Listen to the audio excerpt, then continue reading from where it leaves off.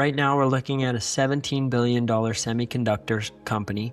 We're seeing a price to earnings of just 15, earnings per share growth of about 6%, a debt to equity of 0.4.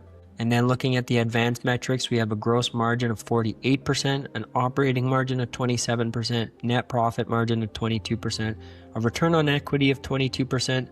You're in slower growth here, so we're seeing a revenue CAGR of 7%, a net profit of 3%, shareholder equity growth of 6% over a 5-year period, but free cash flow growth has actually been quite slow. And this is above a 1, still not bad, the debt to free cash flow ratio, but it's not great. Looking at the movement of the price, in 2018, the stock traded at about $110 per share, and as of present day, we're seeing about $111 per share. So in a 5-year span, you are seeing that it hasn't necessarily appreciated in price whatsoever. It did benefit from the 2021 bubble, but it has since contracted. So this is where the question is. Now we want to see those financial reports and see if there's enough positive signs to have confidence that this is a business worth investing in.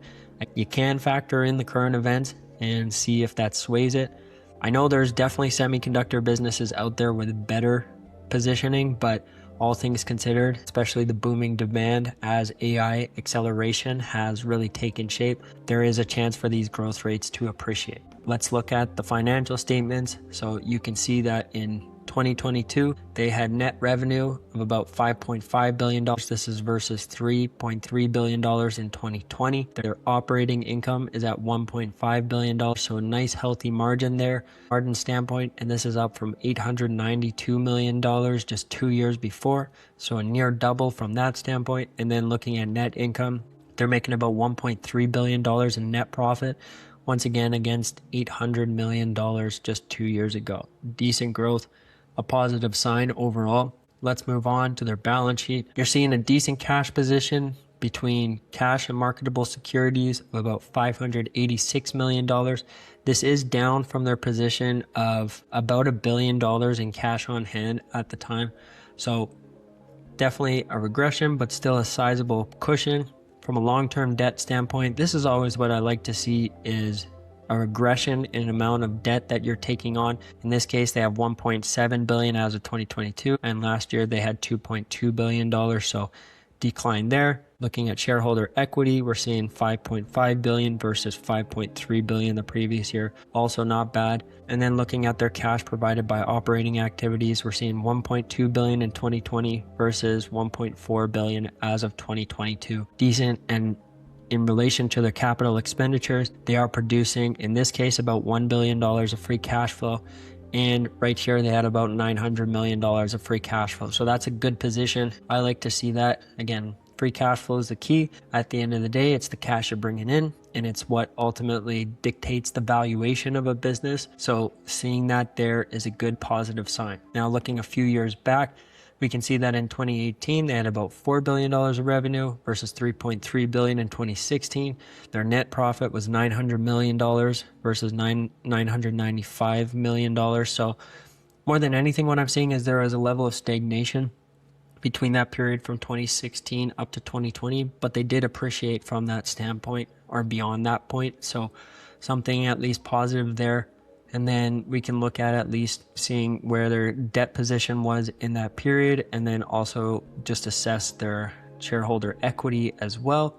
So it actually appears like they may have not had debt prior to that point, at least long-term debt anyways. You're seeing that from their total liabilities here. They got long-term tax liabilities and just a small amount of other long-term liabilities. So not much of a concern there. And especially, again, if they think they're in a decent position to ramp up growth, taking on a little debt, which they have, it's not overwhelming. You're not necessarily in a bad position.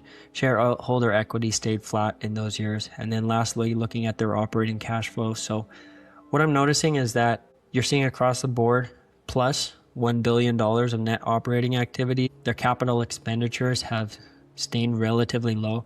They've actually had a couple better years. Like this was $800 million, and I think I said that as of the most recent year, it was $900 million or $1 billion of free cash flow. So that's decent. They actually had $1.1 billion here and back to 800. So there's a level of flat where they're not necessarily producing a lot of growth, but They are maintaining healthy margins, both from a profitability standpoint and a free cash flow standpoint.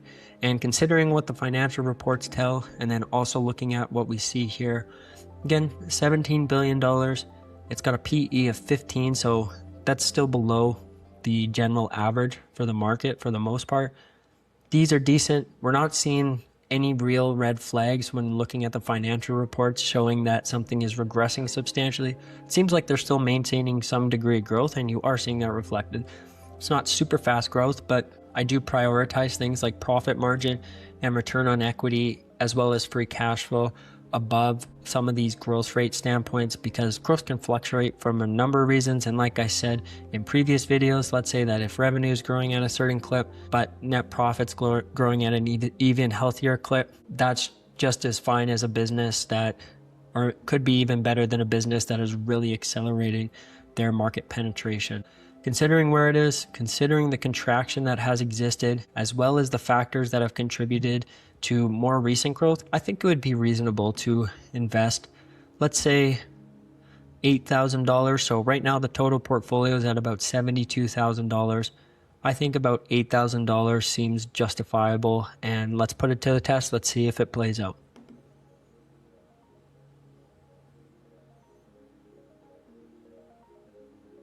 Oof. We did lose money in this case. We lost about $4,000. This is Skyworks Solutions, which, interestingly enough, I've actually studied this business, and Skyworks actually is a manufacturer. Their primary customer is Apple, and they develop analog devices, I believe, for the iPhone. And basically what has occurred more recently than anything is that Apple has outsourced more producers. So I think they took on Samsung. Broadcom is contributing to their markets. They used to have a super dominant position where they were the main producer, and now Apple's essentially diverted. But the big risk with this company more than anything is that they're heavily concentrated on Apple. Still a decent profitable business, but you are seeing that growth is very much capped based on Apple's production of the iPhone. And in this case, we made a wrong decision. We invested about $8,000 and would have lost $3,700 in that time. So not an overwhelming loss. We're still in a decent position overall, but this is one to learn from. Again, there was enough there to show some decent profitability and favorable signs, but all things considered, of the many semiconductor companies out there, this is one of the few that actually has been punished in this most recent period. And the big thing, and again, because I know what Skyworks is about, is that it's largely due to their over concentration into one customer. And that puts a lot of risk, especially as these systems evolve. And they're also competing against, again, like a Broadcom that is a near $1 trillion company. The scale and size is a lot bigger. So if they can manufacture the same products at a much cheaper price, well, there is a degree of risk that a smaller company like this faces. And Skyworks is facing some challenges right now. So let's see if they can turn it around. Still an interesting company. And, they worked with one of the biggest consumer technology products out there in the world. Interesting enough, but on this day, back in 2023, they announced a $2 billion stock repurchase program, expanding its authorization of return capital to shareholders. Also, one final point on this, because I think it is important to highlight, is that share buybacks are not always a useful, effective strategy.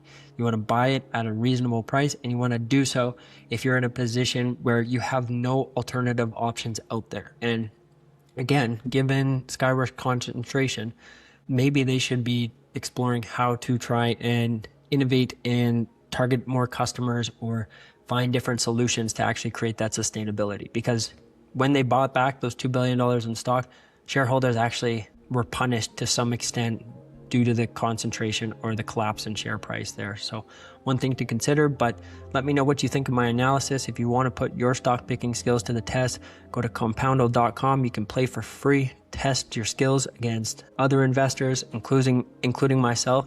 Let me know what you think, and also make sure to like and subscribe if you enjoy the content.